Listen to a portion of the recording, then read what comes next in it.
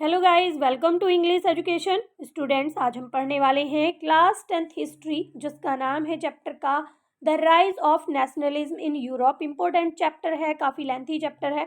यहाँ पर हम 3 वीडियो ऑलरेडी इस चैप्टर की कंप्लीट कर चुके हैं। चैप्टर को हम पढ़ रहे हैं और आज हम पढ़ेंगे इसी चैप्टर से वेरी शॉर्ट क्वेश्चन आंसर।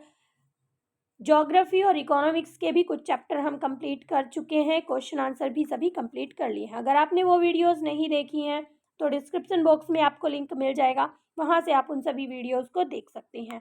तो चलिए स्टार्ट करते हैं। क्वेश्चन नंबर 1 है, एनसीईआरटी बेस्ड सभी क्वेश्चन है, इंपॉर्टेंट क्वेश्चन है एग्जाम्स के लिए। तो देखिए, who was known as lion of Punjab. तो देखिए, लोयन ऑफ पंजाब किसे कहा जाता था? तो Lala Lajpat Rai is known as lion of Punjab. Who wrote the song Vande Mataram. Vande Mataram song जो कि बहुत फेमस सॉन्ग है, वो किसके द्वारा लिखा गया था? तो देखिए, Vande Mataram was written by Bankim Chandra Chattopadhyay. तो बंकिम चंद्र चट्टोपाध्याय के द्वारा वंदे मातरम सॉन्ग लिखा गया था। Who was known as frontier Gandhi. तो देखिए, फॉरेंटियर गांधी किसे कहा जाता था? अब्दुल गफ्फार खां को फॉरेंटियर गांधी के नाम से जाना जाता था। By what mean does hand spun khadi provide large scale employment to weavers. तो देखिए, हाथ से जो काती जाती थी ना खादी, वो किस तरह से बुनकरों को रोजगार दे रही थी? तो it provides large scale employment to weavers. तो देखिए, जो बुनकर थे उन्हें बहुत ही बड़े मात्रा पर एम्प्लॉयमेंट दिया जा रहा था। As it is a cottage industry, ये कुटीर उद्योग था। Can be set up at home, और इसे जो है घर पर ही सेट किया जा सकता था। तो इसलिए बहुत सारे वीवर्स को यहाँ पर रोजगार प्रोवाइड कराया जा रहा था। When and where Gandhi ji was born. तो देखिए, गांधी जी का जन्म कब और कहाँ पर हुआ था? Gandhi ji was born in 1869 at Porbandar in Gujarat. तो देखिए, 1869 में उनका जन्म गुजरात के पोरबंदर में हुआ था। What was Champaran movement. तो देखिए, पूछा गया है चंपारण मूवमेंट क्या था? It was the first satyagrahi movement, ये पहला सत्याग्रही मूवमेंट था, आंदोलन था।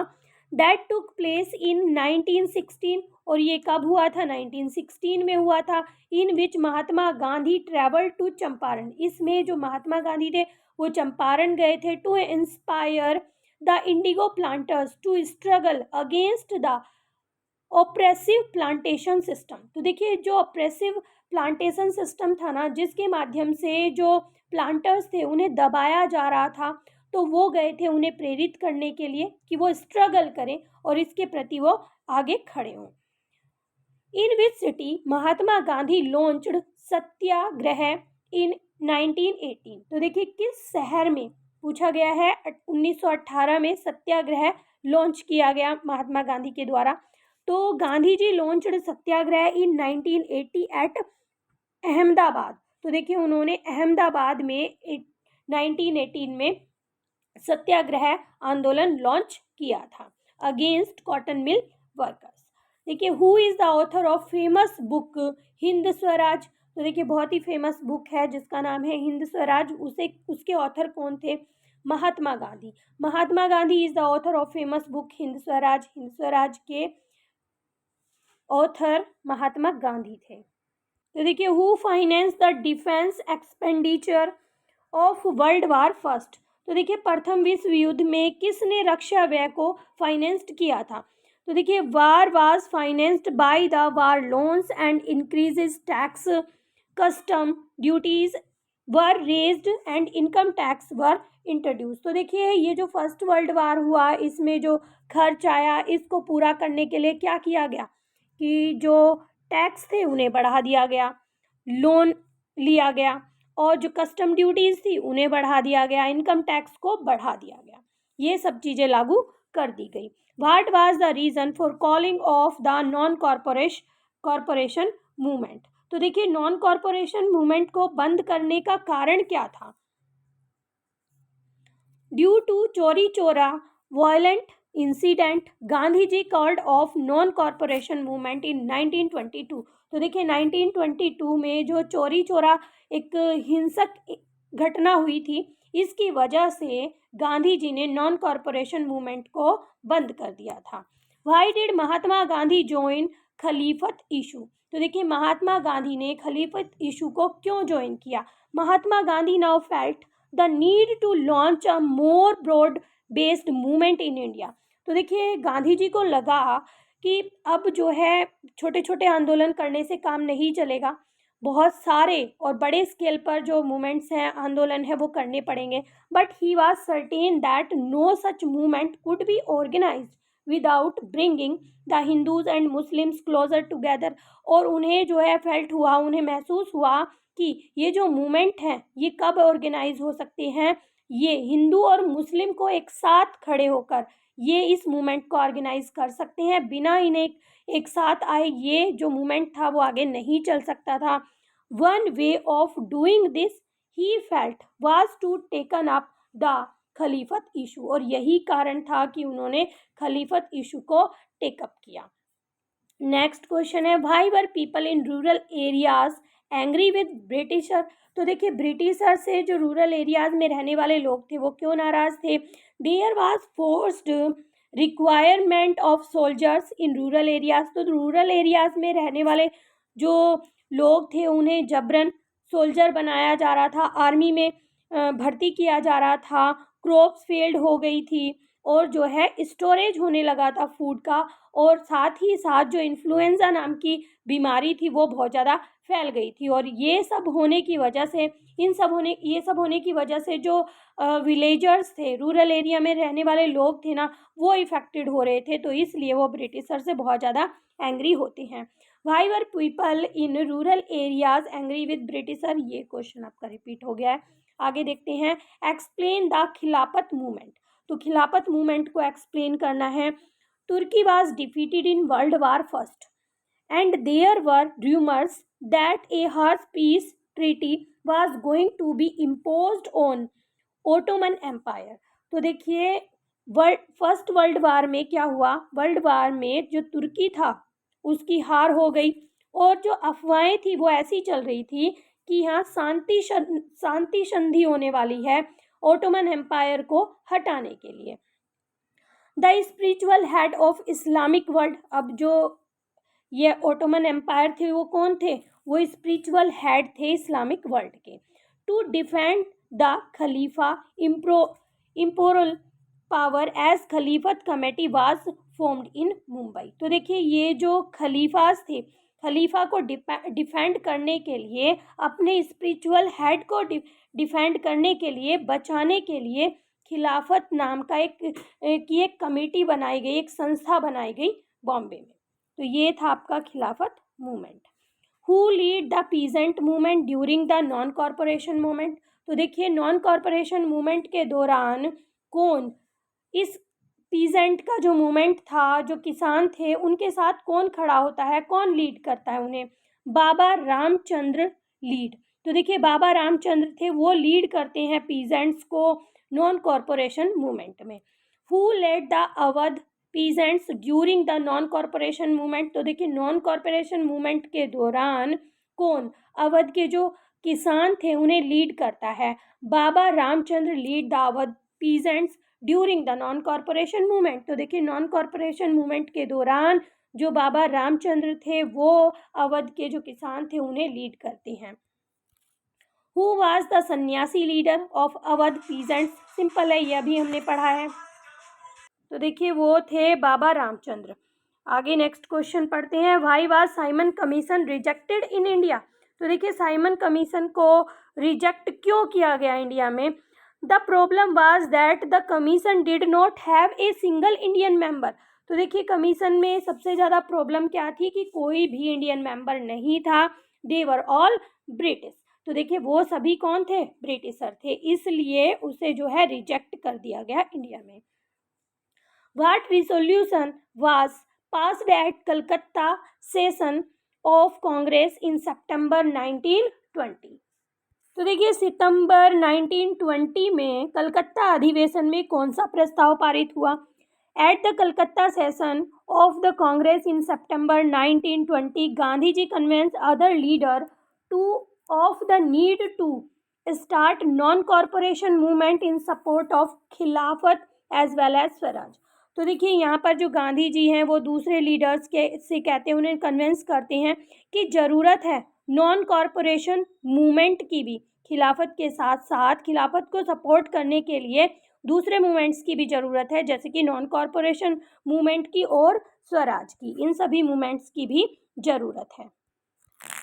How was Simon commission greeted in India. तो देखिए साइमन कमीशन का किस तरह से स्वागत किया जाता है भारत में।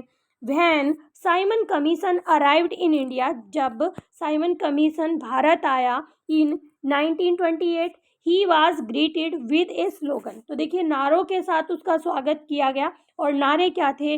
गो बैक साइमन, कि साइमन वापस जाओ। All parties including the Congress and the Muslim leagues participated in the demonstration. तो देखिए यहाँ पर सभी पार्टियां जो हैं खुलकर सामने आ रही थी, उनमें कांग्रेस भी थी, मुस्लिम लीग भी थी, और सभी का कहना था go back Simon. Who were the two main leader of खिलाफत मूवमेंट। तो देखिए खिलाफत मूवमेंट के दो मेन लीडर कौन थे?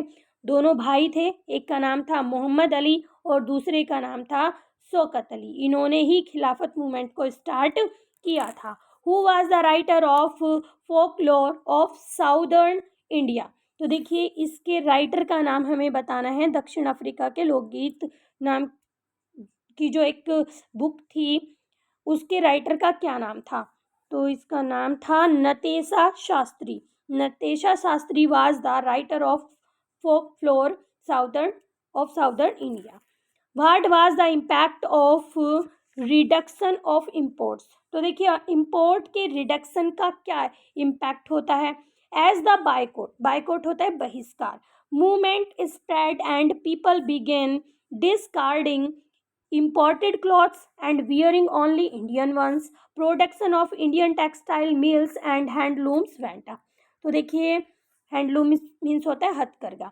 तो देखिए जैसे बहिष्कार कर दिया गया ना कि जो इम्पोर्टेड कपड़े हैं जो विदेश से लाए जाते हैं वो नहीं पहनने हैं, केवल क्या पहनने हैं? जो इंडियन हैं, जो इंडिया में बनाए जाते हैं इंडियन टेक्सटाइल में, वही कपड़े पहनने हैं। तो ये देखिए क्या प्रभाव पड़ता है इससे? जो इंडियन टेक्सटाइल मिल थे और हैंडलूम्स थे वो उभर कर सामने आते हैं। By whom was the first image of Bharat माता पेंटेड। तो देखिए किसके द्वारा भारत माता की पेंटेड जो है वो बनाई जाती है?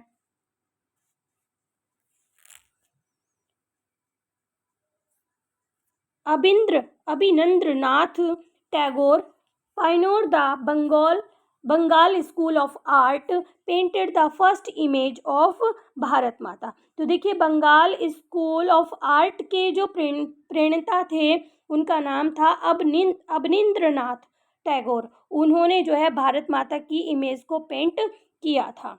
Who among the Muslim leader was willing to give up the demand for the separate electorate. तो देखिए पूछा गया है कि कौन से मुस्लिम लीडर थे जो अलग निर्वाचक मंडल की मांग को छोड़ने के लिए तैयार हो गए थे। तो देखिए वो थे मोहम्मद अली जिन्ना।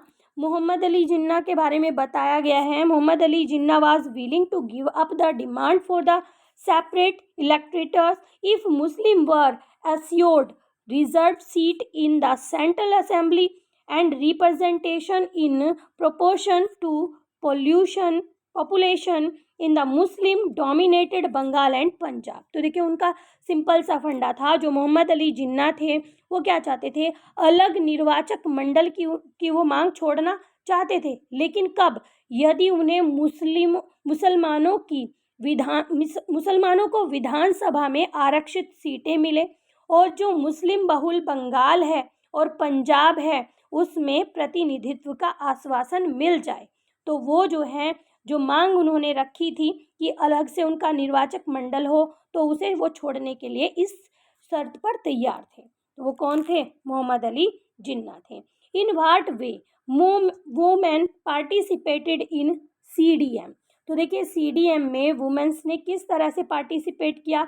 दे पार्टिसिपेटेड इन प्रोटेस्ट मार्च। तो देखिए वो जितने भी विरोध के लिए मार्च किए जा रहे थे उनमें खड़ी होती हैं, वो पार्टिसिपेट करती हैं।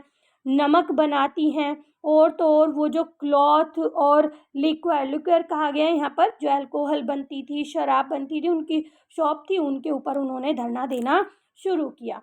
Y did nationalist in India tour village together folk song and legends? तो देखिए बहुत ही इंपॉर्टेंट है ये वाला क्वेश्चन।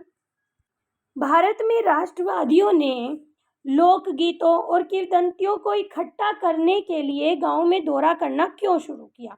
तो देखिए nationalist travelled to village to gather folk songs and legends as it was essential to preserve one's folk tradition in order to discover his national identity and restore a sense of pride in his past। तो देखिए उनका मानना था, जो राष्ट्रवादी थे, उन्होंने लोकगीतों को और किंवदंतियों को जो है इकट्ठा करना शुरू कर दिया, क्योंकि किसी भी राष्ट्र की पहचान की खोज करने के लिए, किसी भी राष्ट्र की पहचान की अगर हम खोज करें तो उसे करने के लिए जो अतीत है, पास्ट है, उसकी भावना होना, उसका जो गर्व है उसकी भावना होना बहुत ज़्यादा ज़रूरी है। तो देखिए इसी भावना को बढ़ाने के लिए जो लोग थे वो चाहते थे कि जो परंपराएं हैं ना जुड़ी हुई, और पास्ट है, हिस्ट्री जो है, उसे संरक्षित रखना जरूरी है, इसीलिए उन्होंने विलेज में जाना शुरू कर दिया था। What was Poona pact? Poona pact क्या था? तो देखिए Poona pact gave a depressed classes reserve seat in provincial and central legislative council, but they were to be voted in by the general election।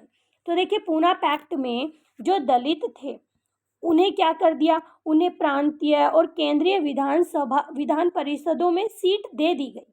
ठीक है, तो जो दलित थे उन्हें प्रांतीय और केंद्रीय विधानसभा में सीट दे दी गई थी, लेकिन उन्हें करना क्या था, उन्हें जो आम चुनाव थे ना उनमें वोटिंग करनी थी। ये था Poona pact. What did British do to repress the Rowlatt satyagraha? तो देखिए क्या किया, जो ब्रिटिशर थे उन्होंने रोलेक्ट का दमन करने के लिए अंग्रेजों ने क्या किया, क्या नीति अपनाई? तो देखिए सत्याग्रहीज वर forced to rub their nose और the ground crawl on the street. तो देखिए जो सत्याग्रही थे, यानी कि जो सत्याग्रह कर रहे थे, तो जो ब्रिटिशर थे उन्होंने उन्हें फोर्स किया कि वो अपनी नाक रगड़े ज़मीन पर और स्ट्रीट में रेंगते हुए जाएं, और सभी जो साहिब थे उन्हें सलाम करें। People were flogged and village were bomb. तो देखिए लोगों पर कोड़े बरसाए गए और गांव में बमबारी की गई। तो इस तरह से उनका जो है उन्होंने इस रोलेक्ट एक्ट को बंद करने के लिए लोगों पर अत्याचार करना शुरू कर दिया था। What is the meaning of begar? बेगार का मीनिंग क्या है? Meaning of begar, labour that villager was forced to contribute without any payment. तो देखिए जो विलेजर्स थे उनसे श्रम कराया जाता था, उन्हें फोर्स किया जाता था इस चीज़ के लिए, और उन्हें जो है कोई भी पेमेंट उसके लिए नहीं दी जाती थी। Name the writer of the novel Anand Math. तो आनंद मठ के जो आनंद मठ नोवेल है उसके राइटर कौन थे? बंकिम चंद्र चट्टोपाध्याय उसके राइटर थे। Which incident marked the beginning of the civil disobedient movement? सविनय अवज्ञा आंदोलन की शुरुआत किस घटना से हुई थी, ये हमें बताना है। तो देखिए on 6 April 1930 Mahatma Gandhi ceremony violated the salt law. तो देखिए महात्मा गांधी ने क्या किया, औपचारिक रूप से जो नमक कानून था ना उसका उल्लंघन किया। This incident marked the beginning of the civil disobedient movement. और इसी से शुरुआत हुई थी सिविल डिसओबीडेंट मूवमेंट की, यानी कि सविनय अवज्ञा आंदोलन की शुरुआत यहीं से हुई थी। Why did General Dyer fire on innocent people gathered peacefully in Jallianwala Bagh? तो देखिए जनरल डायर ने जो मासूम लोग थे और जलियांवाला बाग में बहुत शांति से वो इकट्ठा हुए थे, उनके ऊपर फायर क्यों की? His object was he was declared was to produce a moral effect. तो देखिए वो उनके ऊपर एक नैतिक प्रभाव छोड़ना चाहता था, and to create the feeling of terror and awe in the mind of satyagraha. तो देखिए वो जितने भी लोग सत्याग्रह कर रहे थे वो उनके मन में डर बैठा देना चाहता था, वो उनके मन में भय बैठा देना चाहता था, और इसीलिए उन्होंने उनके ऊपर फायरिंग की थी। The resolution of पूर्ण Swaraj was adopted at which Congress session. तो देखिए कांग्रेस के किस अधिवेशन में पूर्ण स्वराज के प्रस्ताव को पारित किया गया। तो देखिए इन Lahore the resolution of Purna Swaraj was adopted in 1929। तो देखिए 1929 में लाहौर में ये जो है प्रस्ताव पारित किया गया। Who gave the call of Purna Swaraj in the Lahore Congress session. Lahore Congress session में 1929 में जवाहरलाल नेहरू कॉल्ड फॉर पूर्ण स्वराज। तो देखिए मांग किसने रखी, जवाहरलाल नेहरू ने मांग रखी पूर्ण स्वराज की। या इसका मतलब क्या है, full independence for India, India को पूरी तरह से स्वतंत्रता मिले। When did Mahatma Gandhi return to India. Mahatma Gandhi return to India in January 1915। He had come back from South Africa, और वो साउथ अफ्रीका से 1915 में वापस आए थे। Who announced A wagyu offer dominion status for India in 1929। तो देखिए पूछा गया है कि 1929 में भारत के लिए डोमेनियन स्टेटस के अस्पष्ट पेशकश किसने की थी।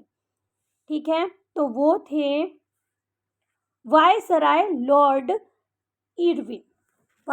वायसराय लॉर्ड इरविन ने ये जो है मांग रखी थी। कब, 1929 में। तो यहाँ पर आपके सभी क्वेश्चन आंसर होते हैं कंप्लीट। आई होप आपको अच्छे से समझ में आ भी गए होंगे। अगर वीडियो आपको अच्छी लगी है तो एक लाइक ज़रूर करें। चैनल पर अगर आप पहली बार आए हैं तो चैनल को सब्सक्राइब करें। मिलते हैं अपने नेक्स्ट टॉपिक में, तब तक के लिए bye bye and take care.